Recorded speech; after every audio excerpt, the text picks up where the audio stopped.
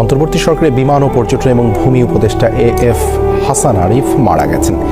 ইনালিল্লাহি ওয়া ইন্না ইলাইহি রাজিউন। বিকেলে রাজধানীর ল্যাব-8 হাসপাতালে হৃদরোগে আক্রান্ত হয়ে চিকিৎসাধীন অবস্থায় মারা যান তিনি।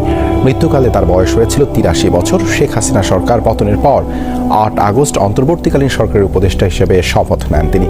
এএফ হাসান আরিফ বাংলাদেশ সুপ্রিম কোর্টের একজন জ্যেষ্ঠ আইনজীবী ছিলেন। তিনি বাংলাদেশের সাবেক অ্যাটর্নি জেনারেল এবং ফখরুদ্দিন আহমেদের নেতৃত্বে তত্ত্বাবধায়ক সরকারের আইন, বিচার ও সংসদ বিষয়ক মন্ত্রণালয়, ভূমি এবং ধর্ম বিষয়ক মন্ত্রণালয়ের উপদেষ্টা হিসেবে দায়িত্ব পালন করেছেন। তার মৃত্যুর খবরে হাসপাতালে ছুটে যান প্রধান উপদেষ্টা, উপদেষ্টা পরিষদের সদস্য এবং রাজনীতিবিদ সহ বিভিন্ন শ্রেণী পেশার মানুষ।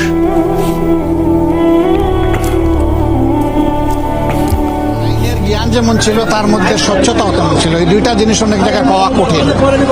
উপদেষ্টা হিসেবে তিনি এই পদে আসার পরে, দায়িত্বে আসার পরে আমরা একসাথে অনেক সময় বসেছি, কথা বলেছি। তাকে মনে হয়েছে যে একজন খাঁটি দেশপ্রেমিক মানুষ।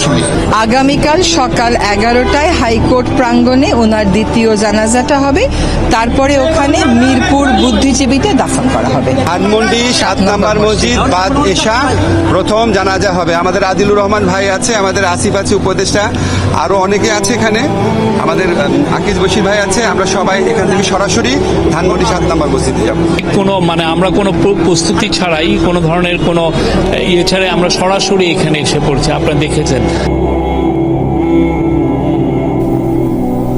দর্শক, এই মুহূর্তে ধানমন্ডির ল্যাব-8 হাসপাতালে আছেন সহকর্মী আব্দুল্লাহ তুহিন। সরাসরি যাচ্ছি সেখানে। তুহিন, কি সমস্যায় ভুগছিলেন উপদেষ্টা হাসান আরিফ? চিকিৎসকরা কি বলছেন?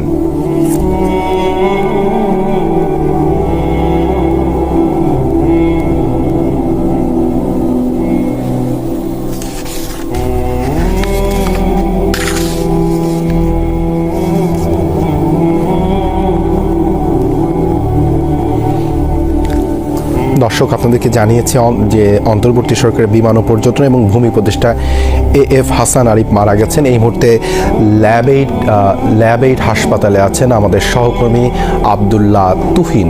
আমরা সরাসরি তার সঙ্গে যুক্ত হবার চেষ্টা করছি। তুহিন, কি রোগে ভুগছিলেন উপদেষ্টা হাসান আরিফ? চিকিৎসকরা কি বলছেন?